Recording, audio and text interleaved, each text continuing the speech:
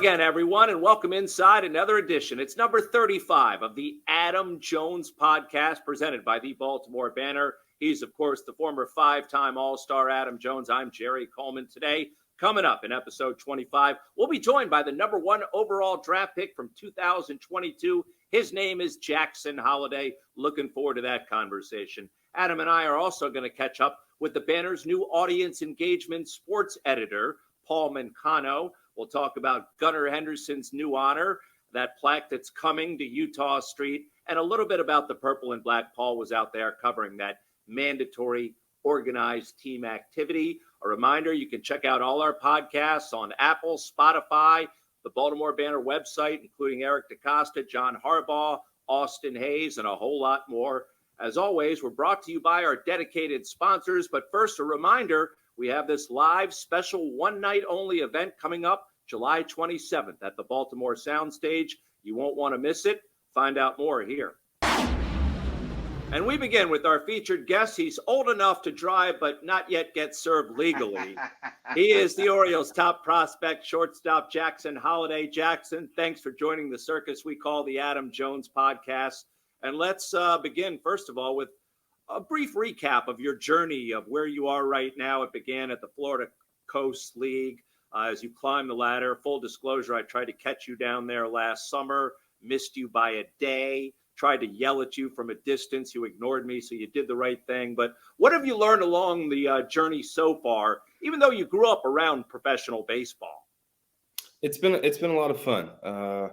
I've seen the game a lot of different ways, coming all the way from the Florida Complex League. A lot of stuff happens down there that you would be surprised. It's a different type of baseball. So well, tell us. Fun. Hold on. What would we be surprised about? It's like a learning curve for some of those kids. So it's pretty fun to be a part of, like watching them kind of learn the game because they're so talented. So there's some funny stories of like little rules that like drop third strike and stuff like that they're learning, and it's pretty funny to be a part of. But they're super talented. And then got to go to Delmarva for a short stint last year and be with some of the guys that I got drafted with. And there's a lot of talented guys in that group, so it was a lot of fun to end the year there.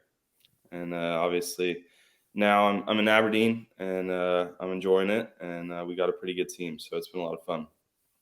Jackson, thanks for joining the podcast. I just wanted to ask you, man, how has it just been your first full year? Is it most games you're going to play in your life? You just turned 19, but you're prepared for this. You're seasoned for this. This is not your first rodeo like most guys. You grew up around this. You know your father's routine, regimen. How's it been implementing that and his words and advice into your daily repertoire? Because it's up to you now. You're the one doing it. No one else can do it for you. Yeah, absolutely. It's been very helpful to kind of be able to grow up in the game and see his routine 162 games a year. So yeah, this is the most games that I've gotten to play, and just being able to have a good routine and being able to keep my body healthy and strong has been important. Being able to still train in the weight room, try to get 2 or 3 lifts a week to maintain my strength, and that's definitely helped me to be able to see the inside of kind of what he did and how to take the day in and day out work to maintain my body's health and still be able to have a good season. So it's very helpful to be able to grow up in the game, and it's been good so far. I haven't had too many problems. Well, obviously your numbers are ridiculous. Let's start there. What's your approach? What's your adjustments that you needed to be made? How do you approach every single game, every day going to Aberdeen right now? Yeah, but we get a report on the pitcher every day, and so we kind of have a game plan of what we're going into. But my approach is kind of just hitting the fastball right over the shortstop's head and adjusting the off speed. But if I'm getting beat by the heater, maybe move my field over a little bit towards more towards center and right center. But yeah, trying to hit the fastball and just adjusting the off speed has kind of gotten me where I am today, and I'm sticking with it. Last I saw, you were ranked as the number 3 prospect in all of Major League Baseball. Have you set personal goals for yourself in terms of trying to attain the next level and moving up the ladder towards the major leagues, and when you would like to be in a major league uniform? Have you sort of prioritized that? Maybe it's private and maybe you want to share it with us. Yeah, absolutely. Going into the year, I wanted to reach AA by the end of it, and that's kind of my goal. I was a big fan of Bobby Witt and Gunnar and Adley, and kind of how their process of the minor leagues went, how it was very quick, and that's kind of my goal. I want to be in AA by the end of the year, and then by next year, hopefully in the big leagues, or even just in AAA and playing good. So I don't want to give the Orioles any reason to keep me here. I love the staff and I love all the players, but that's my goal, is to play in the big leagues, and I want to do it as soon as possible. So I want to ask you, signing bonus.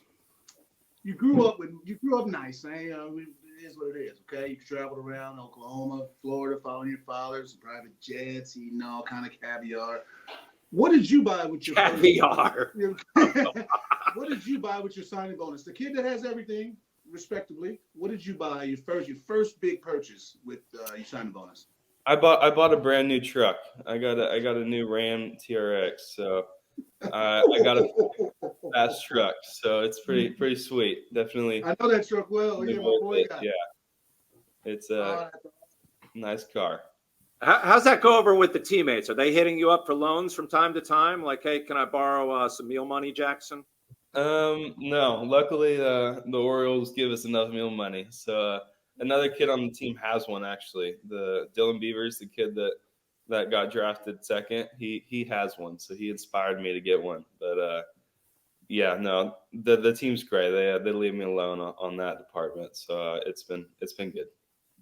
We've got more ahead with the Orioles' top prospect, Jackson Holliday, here on the Adam Jones podcast. But first, let's hear from our loyal, dedicated sponsors. We ask you to go out and support them, folks. The Adam Jones Podcast with Adam Jones and Jerry Coleman will be live, and you can be part of the audience and meet Adam for the first time since he played for the O's. It all goes down on Thursday, July 27th at 8 p.m. Doors open at 7, and tickets are limited, but now on sale. Go to BaltimoreSoundstage.com or Ticketmaster.com or call 410-244-0057 to be a part of the action. This will be the first time Adam and Jerry have done the podcast in the same spot, and who knows, maybe the last. So don't miss this unique night. The Adam Jones Podcast, live at Soundstage July 27th. See you there. The Adam Jones Podcast is brought to you by Be More Around Town. Be More Around Town is reminding you that football season is around the corner. Hashtag Purple Road Trip. Be More Around Town's trips are all-inclusive. Airfare, hotel parties, special guest tours, and more. They're all ready for the Ravens game in London. They have over 300 deposits. Just pack your bags, get your passport, and meet them at the airport. Besides London calling, Be More Around Town also has road trips for all away games. Arizona, LA, San Francisco, Jacksonville, Pittsburgh, Cleveland, and Cincy. Head to BeMoreAroundTown.com and find a hashtag Purple Road Trip for you and your friends and family. BeMoreAroundTown.com. By our good friends at the Weinman Company. By Hollywood Casino Perryville. For some, it's a game of chance, but for you, it's a game of choice. Hollywood and Barstool are bringing you more ways to bet in Maryland. Catch all the action in person at Hollywood Casino Perryville at the Barstool Sportsbook, or bet online with the Barstool Sportsbook app. When you download the Barstool Sportsbook app, register, and wager, you can get up to $1,000 bonus cash, plus up to $1,000 when you sign up and wager in person at Hollywood Casino Perryville. Play from anywhere and get up to $2,000. The choice is yours. Must be in the state of Maryland to wager and over 21. Please play responsibly. For help, visit mdgamblinghelp.org or call 1-800-GAMBLER. By Jack Daniel's, 2 legends, 1 can. Jack and Coke, the #1 cocktail in the world, is now available in a can. Yes, that's true. Jack Daniel's Tennessee Whiskey, mixed with Coca-Cola or Coca-Cola Zero Sugar, are now both available in a can. 2 legends, 1 can. Jack and Coke, ready to drink? Please drink responsibly. Whiskey Specialty, 7% alcohol by volume. Jack Daniel's Tennessee Whiskey, Lynchburg, Tennessee. By G-Leaf, medical cannabis only. Visit gleaf.com. Medical cannabis is for qualified Maryland patients only. The Adam Jones Podcast is brought to you by Royal Farms. Download the Royal Farms app from the Apple App Store or Google Play today. New Royal Farms Rewards members will get a free any-size cup of Royal Farms award-winning coffee just for signing up. Royal Farms, real fresh, real fast. You know, it takes a lot of hard work to be a professional football kicker. I would know. I am a professional football kicker. So when I need the energy to get through a tough practice, I get a cup of coffee from Royal Farms. Try those beats. Royal Farms' new coffee machines grind fresh beans and brew them for a perfect cup every time. It's the freshest coffee in the world, and just the kick I need. Real fresh, real fast. Royal Farms. And a reminder, if you guys are enjoying this podcast, make sure to check out the Baltimore Banner at thebaltimorebanner.com/AJ to get started. Again, that's thebaltimorebanner.com/AJ to get 6 months of unlimited digital access for only $1. We continue our conversation with Orioles top prospect Jackson Holliday here on the Adam Jones podcast. I want to ask you, though, about your family, your background. Obviously your father, absolute stud. He's going to go down in, I think, the Cardinals Hall of Fame and the Rockies Hall of Fame. Played against him, robbed a couple hits from him. He burned me a couple. Your uncle Josh, head coach at Oklahoma State. Like, you grew up around it. Your brother, young brother Ethan, I've been hearing things about him also. Mm-hmm. So just like, how competitive is it in the Holliday household? It's very competitive. I don't know if you know this, but my dad is trying to become a professional pickleball player. So, Oh, no, we did not know that. Yeah, so that's something for you. Yeah, he's trying to become a professional pickleball player. So games never end. He's still a big kid. So it's very, very competitive in our house, no matter what we're doing. But yeah, it was awesome growing up in a baseball family. Every time Josh and his family came and visited, we'd always play like wiffle ball in the backyard or whatever came to mind. So it's very competitive, and Ethan is a very good player, and he's killing it right now, and he's down in Florida. I think they got a game soon. Like that. How much of an advantage do you feel it is to be, the kin or the son or some relationship to a major leaguer and have the access that you were afforded at such a young age? Obviously, that's not everyone's path. How much did that benefit you looking back on it right now? I think a lot. Being able to have access to the big league clubhouse and be able to be around all-stars every single year and honestly every single day is definitely an advantage. I wouldn't say it's not an advantage. It's obviously an advantage. And be able to be in nice complexes and be able to play on good teams growing up is very – I'm very fortunate to be able to grow up in how I grew up. So, yeah, it's definitely an advantage, but it still takes hard work to get where I'm at today. But it was pretty cool being able to grow up in a big league clubhouse. Was there one major leaguer growing up that maybe had an impact on you or maybe pulled a prank on you that you remember until this day that you can share? I don't think a prank, but Nolan Arenado came and visited with us, or came and stayed at our house for about a week a few off seasons ago, and being able to watch him take ground balls and hit, and it was like December, so it's like snowing in Oklahoma, and just watching him do his thing, and he's still making all the plays that you see on TV, and it's cold and snowing. So it was really cool to be able to watch. And Cody Bellinger came and stayed with us this offseason and hit a little, and just watching how much like hard work he puts in, even though he's been struggling, and how much he cares about the game was really, really cool. He talked about baseball the whole time that he was there. So those two guys were pretty cool for me to see and listen to. When you have free time, do you watch the Orioles? I know you guys schedules are tough. You have free time? Mm-hmm. I try to. Unfortunately, my app sometimes doesn't let me, but I've got the Rockies sign in on the TV here, so I'm able to watch all the games. So yeah, I try. It's a lot of fun to watch, especially being able to be at big league camp and get to know these guys. So it's even more fun to watch now. Wanted to ask you, what are you working on right now, baseball wise? Obviously the numbers tell the story. You're mashing, but you want to get to the next level and the next level. The ultimate goal is obviously to end up in Camden Yards. So what are you working on baseball wise to get there?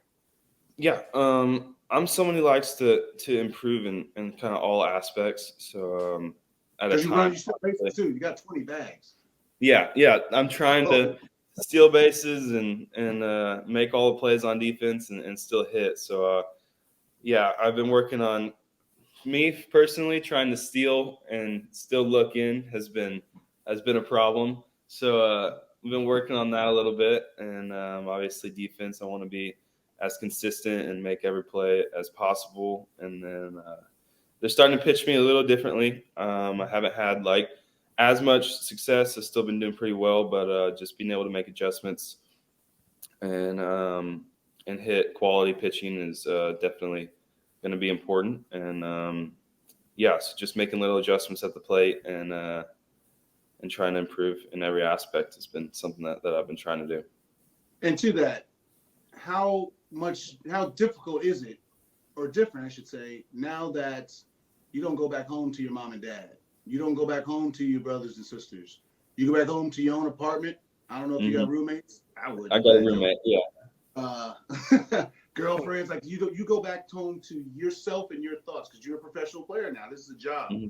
What has been the biggest adjustment in that of, I'm going back home, but I'm not going back to my parents' house. My parents aren't in the master bedroom. This is my room now. Like, what has that adjustment been to? Now you're on your own, brother. Yeah, it's been a little of an adjustment. Obviously, not having the family, but we have a really good group of guys that are all mostly pretty much all college guys that had a lot of success in college, but also failed. So just being able to be around them and kind of seeing their attitude after games and seeing how they handle stuff has been pretty cool for me. And they're very easy to be around. They're very funny, and it makes the rough games a lot easier. Just being able to have good teammates, and they're always there, and it's been good. It hasn't been too difficult for me. I'm somebody that honestly living on my own has been pretty easy personally. So that part hasn't been too difficult, but it's different. It's definitely different not having my family at home. So it's been a little bit of an adjustment, but not too bad. You gotta cook for yourself. You don't have you can't go into the refrigerator and mom left you something with a note on it. Eat up at 2 minutes. No. Those days are gone right now. Yeah, they're over. They come and visit every now and then, but those days are over. Yep, you're a grown man, Jackson. And a little later in the podcast, we're going to talk about that Gunnar Henderson mammoth shot onto Utah Street. I know it's looking down the road. Have you allowed yourself to sort of envision what your first hit and your first home run may feel like?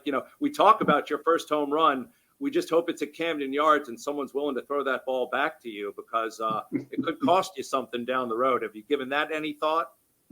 Yeah, obviously you think about it, and it's definitely going to be probably a moment that I never forget. So I'm definitely looking forward to it. I hope it's at Camden. It would be pretty neat. I have some pretty good luck on my first at bats of being able to put a pretty good at bat together. So I think during spring training I hit a double, and then my first at bat in Delmarva I smoked the ball. So hopefully I have the same luck. So I'm definitely looking forward to that day. I want to know, what's your daily regimen? The team's regimen with you in terms of, are you playing every single day? Are you 2 on, 1 DH, 1 off, 3 on, 1 off, 4 on, 1 off? Like, what's your regimen? Me, I was a shortstop also. I went 2 to 3, had a day off, 2 to 3, had a day off. My first full year at 18. So what's the regimen with you and keeping you? Keep you fresh and healthy. Yeah, so we play 6 a week now, all versus the same team, which is pretty cool. But I play 5, and then I usually have an off day. I didn't 2 weeks ago. I played all 6, but I'll play 4 at shortstop and 1 at second, or 5 at short and 1 at second. So it's not too taxing, because it just hasn't been too bad so far. Obviously, having that day off every Monday, and it's not too bad at all. As far as shortstop or second base, sorry, Adam, shortstop or second base, I mean, you played both. Orioles seem they're okay right now at that position. Who knows where the future lies, but do you have a preference? I would presume it's shortstop, but I don't want to speak for you. Yeah, absolutely. Obviously, you want to play shortstop. That's kind of the premier position, but any position that I can help the Orioles win would be a pretty fun one to play in the big leagues. So I played second base growing up, but shortstop is definitely the preferred position. I also wanted to ask you, we were talking about earlier with this first home run ball, and we've seen what has happened with Adley Rutschman, and I'm sure you've had conversations, 2 former #1 draft picks. He signed with the memorabilia company almost instantly. Are you involved with the company now where, certain autographs have to be done in a certain manner, so fans have to be aware of that? You also have to be cognizant because the fan has to understand that you worked out a deal ahead of time. Yeah, I've done a lot of baseball cards. I think the memorabilia thing is in the works, so I don't know if it's official yet. But yeah, definitely cool to have some baseball cards and then do some signings. It's been pretty neat. But yeah, there's a good stretch of fans in Aberdeen that it takes a while to get to the clubhouse. There's a lot of autograph people. But are they grown up or are they kids? I mean, I would hope you would have gone with grown ups, the people Adam and I's age. There's a good mix for sure of grown ups and kids. But on the weekends, there's a lot of kids with the Cal Ripken tournaments right next door. So yeah, there's been some stories, but yeah, it's fun for the most part. Yeah, when the grown-up shows up with like 12 baseball cards for you to sign, and he tells you, they're for all his different children out there all across the country, I know you don't buy that. Yeah, there's a handful of times where I've gotten a lot of cards handed to me at once, and sometimes I just don't know what to do. So there's a lot of autograph stories for sure, but yeah, it's fun. It's fun to see your own card and sign it for kids, but it gets a little old for the grown-ups. Yeah. Jackson, before we let you go, I just want to ask you one final question, brother. Legacy. You have an opportunity to join and continue just a great legacy in the Holliday family. What does that mean to you? It's pretty neat. It's really cool to be able to grow up in a clubhouse and then watch my dad do his thing for a long time and be able to travel to All-Star games and go to World Series and playoffs almost every single year. So just to be able to have that name and to be able to carry it on is really neat and an honor for me. And I want to make him proud and make our family proud. And I love the game of baseball and I want to play it for a long time. And hopefully I have a lot of success and I'm able to carry it on my family and watch Ethan do his thing and hopefully read in a while. But it's really, really cool to be able to be a Holliday and be able to be in the game of baseball. It's a generation of Hollidays we're talking about here. Oh yeah, there's a lot of us. Well, we do want to thank you for joining us here. We know your time is very valuable, especially on an off day. Don't like to bother people on an off day, but we just happen to catch you at the right time and hope to catch you down the road at some point and talk a little more baseball. Best of luck to you this year. Thank you. Absolutely. Anytime. Thanks. Keep banging. Yep. Keep doing what you're doing. All right. We'll talk to him soon. And the kid's 19. It seems like he's got not only a good head on his shoulders and raised very well, but has the right approach right now. And again, 19 years old. Yeah. I mean, he's a stud. He grew up the right way. His parents are great. I mean, there's nothing more you can really say. He knows he's been here before. He knows the protocol of everything when it comes to baseball. He knows where to be, who not to be. So I didn't know he was that sharp. He's sharp and he rakes. Oh, he rakes. So I'm gonna try. I don't even know if you can subscribe to Minor League Baseball TV. I'm gonna try. Yes. I'm gonna try to start watching more Aberdeen games, but he might be going to Double-A. So I might need to go catch Bowie. Hey, if we're out there and if I'm out in Baltimore, let's go see if Bowie road trip. That'd be great. Road trip. But we can go out to Bowie, all right? Well, I mean, we have to get on the road to get there, but it's not that far. Top of your 3 series, and we can go there like 2 sorority sisters. Okay? You and your 3 series. I didn't even know that's what I drive, but I'll take your word for it. With the top back, baby blue. All right, Adam, time to move along here in the podcast. And we bring in also today as a featured guest, he is Paul Mancano, who I introduced as the Banner's sports engagement editor. Is that the right title, Paul? Do I have it correctly nailed? Yeah, I'm still figuring it out every day. So it's something along those lines. Well, welcome to the Adam Jones podcast, and you're here to talk Orioles, and we'll get into the Ravens a little bit because you were at the mandatory OTA. But this Gunnar Henderson home run, we've talked about it, 462 feet was the way it was reported the day he hit it. Adam used to hit those on a routine basis during batting practice, but no one ever saw it unless he never did.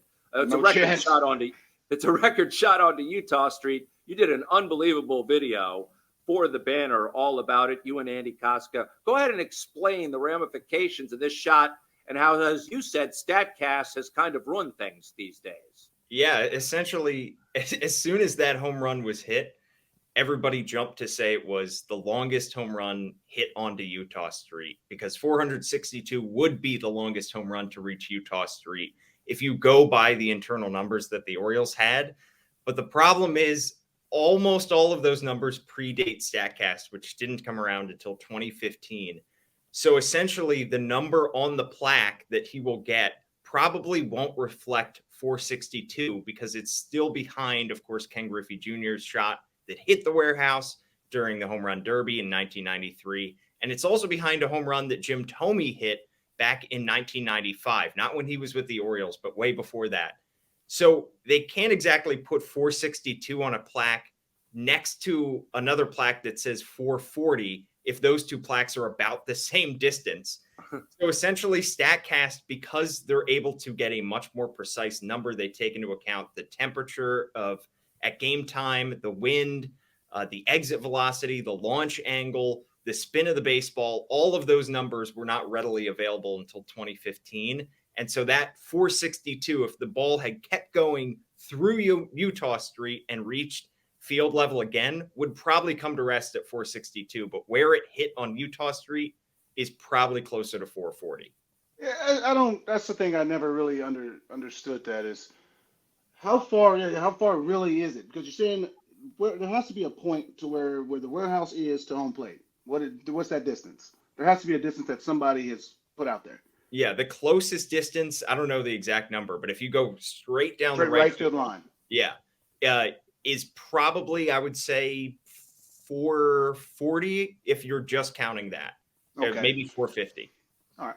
Well, amongst all this, how has this just captured Gunnar's last 30 games? Like, just put it all in perspective. Oh, yeah. I mean, it is kind of a sign of how much he has changed his season and turned his season around over the last month or so. The first month of the season, he was drawing a lot of walks, but he was striking out a bunch, and he just wasn't hitting pitches in the zone. It felt like he was taking way too many hittable pitches, and he was getting frustrated. I know that the Orioles coaches were not concerned. They felt like he was going to turn things around. He's still so young. He's still barely played 100 games in his big league career. And for him to now start to turn things around and to drive the baseball as far as he has been hitting it, he has sort of a violent swing, I guess you could say, from the left side of the plate. And for him to be able to drive the ball as far as he has and to make consistent contact to go along with his great plate discipline, I think he's regaining his confidence. I think it was a natural kind of slump for him to experience in that first month with so little big league experience. But his season turnaround, I think, is perhaps the thing that bodes the best for the Orioles over the second half of the season. If he can continue to hit as well as he has been, then the Orioles have potentially one of the better offenses, I think, in the American League. Hey, Paul, I did want to ask you real quickly about the plaque and how that gets put together and installed. When may people be able to have their cameras out and take a picture of it or just step on it? Yeah, apparently they only do it one time a year, and it's during the off season and it's before the season starts. So it's probably going to be maybe March of 2024 that they'll get their plaques. Why are you shaking your head, Adam? You think it should like be do it like now? Do I it tomorrow. agree. Do it when he I gets agree. back from a road trip. Yeah. Do it like a Saturday, like at 5 o'clock. It's like 5:35 or 6 o'clock when the fans are in. The home team's done batting practice. Make a ceremony. Like out make of it. it. I wouldn't say necessarily a ceremony, but like have some fans around it. Like bring him out in some tennis shoes and his jersey and just like, hey, plaques under 3 minutes. Yeah. Off season, it's all cold. What do you want to wear him out? He's gonna be wearing a big old winter coat when he's coming out. Oh, thank you. Oh man. Oh, let me take off this coat real quick for a picture and put it back on. Like, you could do it. You could get that over with. On this, Yeah. you can. And apparently Gunnar wants a picture with the plaque. Adley Rutschman is going to get a plaque for the first time, I think, on Utah Street. It come the offseason. He couldn't care less from what we've heard. But Gunnar wants his picture with the plaque. Yeah. It's I mean, the one Rushman hit one that hit the dang that bar right at top. If it's just a foot to the right, that is on Utah. So yeah, these lefties got a lot of power. May CD don't have one? Got to. Oh, he's got several. Yeah, several. Right. There we go. I'm a righty. Somebody asked me, he's like, "Can you do that?" I'm like, Bo Jackson. No opposite field power whatsoever, Paul. None. Not that much. No. All right, real quickly, I do want to turn to the Ravens. You were out at the mandatory organized team activity. How did this passing offense look to you? It's been the talk of the town with obviously Todd Monken coming in and Lamar Jackson supposedly having free reign. Yeah, standing next to Jonas Schaefer at the Baltimore Banner, he was able to kind of give me context. And when Todd Monken was barking out orders and some profanities and some obscenities at times on the field, he was letting me know that no, Greg Roman did not do a lot of that stuff in previous years. Todd Monken is just much more hands-on. I guess being a college coach, it feels like maybe he has a little bit more energy. It's a different offense from everything that we've heard and seen. And it does seem like they're going to cut Lamar Jackson loose in terms of passing. And he now seemingly has the weapons. If everybody can stay healthy, and I think that's the biggest question, because we saw this week even that, you know, some guys were out with injuries with Rashad Bateman. OBJ missed the final day of minicamp. If everybody can stay healthy, though, if J.K. Dobbins returns to the field, that they can cut Lamar Jackson loose, and there's no throw he can't make, according to new offensive coordinator Todd Monken. So it will be interesting to see exactly how close he gets to that target of 6,000 yards, like you said, Jerry. Hey, to me, I'm not the football aficionado. OTA really means what? Like getting together like a I mean, I get what the acronym means, but is it 4 or 5 days of just getting back to the groove with each other? We ain't seen each other in a few weeks or a few months. Some guys work out together in certain states. It's just getting back the meshness of being around each other again. Yeah, it feels like they cut more and more into players' off seasons, I think, as years go along. Organized team activities does feel like that, Adam, like you said. It's a lot of just kind of getting the basics done. And, you know, probably the first, I don't know, week or so of spring training is a similar comparison. Mini camp is a little bit more intensive just because it's a mandatory thing that they just had. But then they'll have kind of a large chunk of the offseason now before the training camp starts, where they can go back, and apparently Lamar is going to now train with OBJ. So it's probably a lot of new teammates meeting each other, getting to know each other, getting each other's cell phone numbers, and then, you know, deciding how they're going to spend the rest of the offseason, although Lamar said the offseason for him is pretty much over. So he's taking a pretty business-like approach this year. He knows kind of the weight of the contract he just signed. So, yeah, it does feel like still the early stages, but also a reminder that, hey, you got to still stay in shape and you got to still know this offense come training camp. But do you think this is going to be a passing offense, though? Do you think that this is the first year where it's like, you go to Baltimore, it's not okay. Let's make sure we hold him in this cocoon so we can force him to throw, or is it gonna be like, okay, hey, you want 280 average a year a game? We got you this year. Yeah, I mean, I think you were putting John Harbaugh on the spot last week when you had him, or last couple of weeks where he had him on the podcast asking, you know, Baltimore is known as a running offense, and it has been pretty much since Lamar took over, and we'll see this year if all that talk about it being more of a passing offense is going to come to fruition. I think it will, but again, I think it's going to come down to how many of those weapons are there. If OBJ or if Rashad Bateman, if they're missing a lot of games, you might see Todd Monken and John Harbaugh saying, let's just go back to our bread and butter and let's ground and pound and try to grind out some wins. But if they're healthy, you should be airing the ball out, I think, because now you have the best group of weapons around Lamar Jackson that he's ever had in his NFL career. Well, one of those weapons who wasn't there, and we don't know if it's a real injury or not, we just know that he's looking probably for an extension or a new contract, and that's running back J.K. Dobbins. What did you make of the whole situation involving him? I know Coach said he was disappointed that he wasn't able to participate. Yeah, it was a weird situation because we had heard, it had been reported that he was dealing with a soft tissue injury, but then he ended up missing camp when the team was expecting him to be there. He was in the building, but like you said, John Harbaugh said he was expecting J.K. Dobbins to be on the field, but it just wasn't in the cards apparently. And then he does an interview with WJZ where he essentially says he wants a new contract, but he never said that the reason he was missing training camp or mandatory minicamp, I should say, is because he was sitting out or sitting in. And some of his comments, I think, got misconstrued as they went through multiple medias. But essentially, he does want a new contract. We just don't know exactly if that was the reason that he missed mandatory minicamp. And he did decline with Mark Viviano to disclose whether or not he had a soft tissue injury. So there's a lot of murkiness out there. He's probably, as Kyle Goon noted on the Baltimore Banner, running uphill when it comes to trying to get a new contract, because we just saw one of the most productive running backs in the NFL and Dalvin Cook just get released by his team. So getting a new contract is going to be incredibly difficult for J.K. Dobbins if that is the thing that is holding him back from being on the field.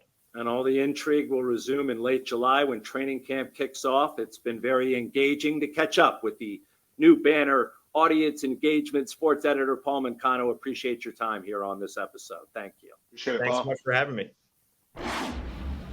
All right, Adam, we are moving into vacation time. I call it the danger season in the NFL. I know that Coach Harbaugh gave his team a speech, stay in shape, stay out of trouble, that sort of thing. It's an annual refrain from him. Do you guys get that as baseball players once you hit October and the season's over and you go your own ways, or is it totally different there? A little bit different culture. All right. The NFL culture to the baseball culture. Now we don't get those. We just get, hey, just keep, be prepared, show up ready to go when the light turns on in spring training. You're a grown man. If another grown man has to tell you to, keep your nose clean, then probably don't want you on my team if I have to necessarily tell you that. But again, things happen. You're around a lot of different people, a lot of different expectations. But no, keep your noses clean, gentlemen. Just stay in shape. And everybody, you got such a big opportunity. That's one thing I try to remind people. When you're in professional sports, you have such a big opportunity in front of you. You never want to just blow it on something that is just so dumb. Again, the mistakes happen, but just always remember that you have such a big opportunity to change, not your lives around you.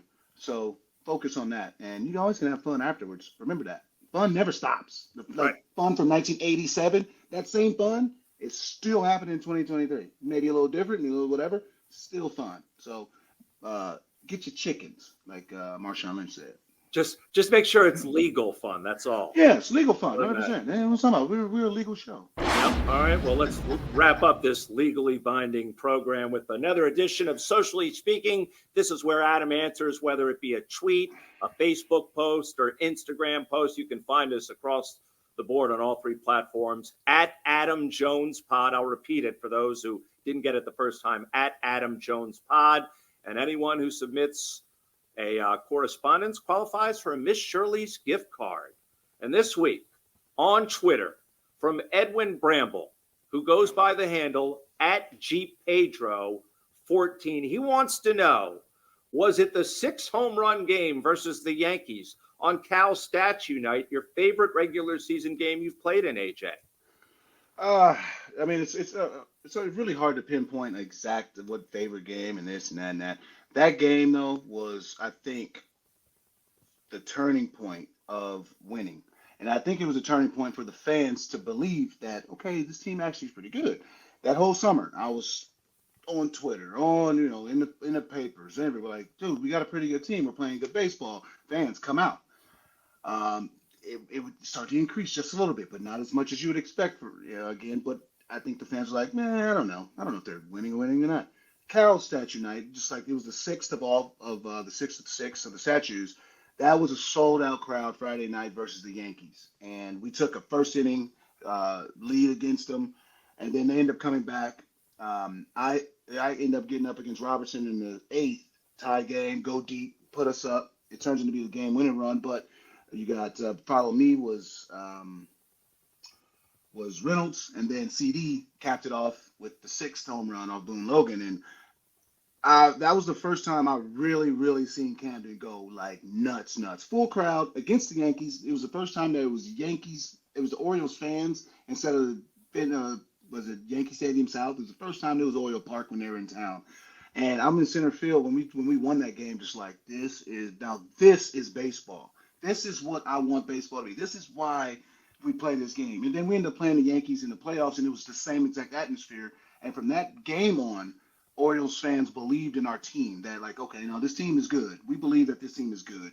And we ran off a streak. But that night, I think it didn't just give it didn't give the players belief. I think it gave the Orioles fans belief that group of players, that team was good. And you got myself, Markakis, we had a great core, Wieters, JJ, and Dino.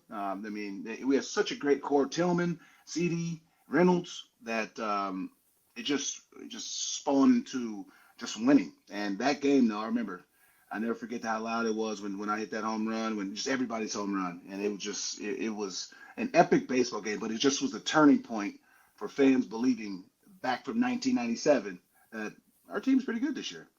That was an electric night, no doubt about it. That was a special evening at Camden Yards.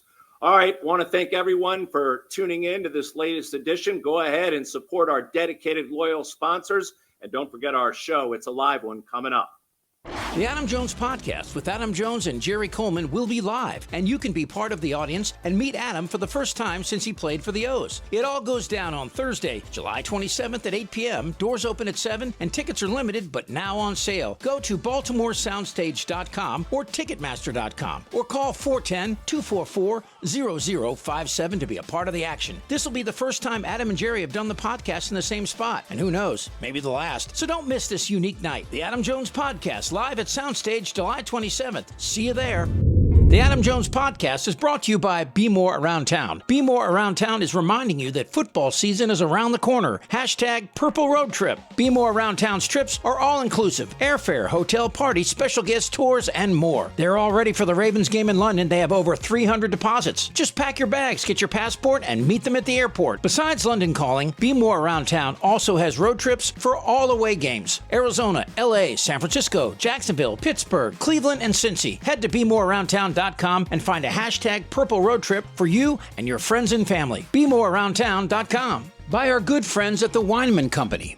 By Hollywood Casino Perryville. For some, it's a game of chance, but for you, it's a game of choice. Hollywood and Barstool are bringing you more ways to bet in Maryland. Catch all the action in person at Hollywood Casino Perryville at the Barstool Sportsbook, or bet online with the Barstool Sportsbook app. When you download the Barstool Sportsbook app, register, and wager, you can get up to $1,000 bonus cash, plus up to $1,000 when you sign up and wager in person at Hollywood Casino Perryville. Play from anywhere and get up to $2,000. The choice is yours. Must be in the state of Maryland to wager and over 21. Please play responsibly. For help, visit mdgamblinghelp.org or call 1-800-GAMBLER.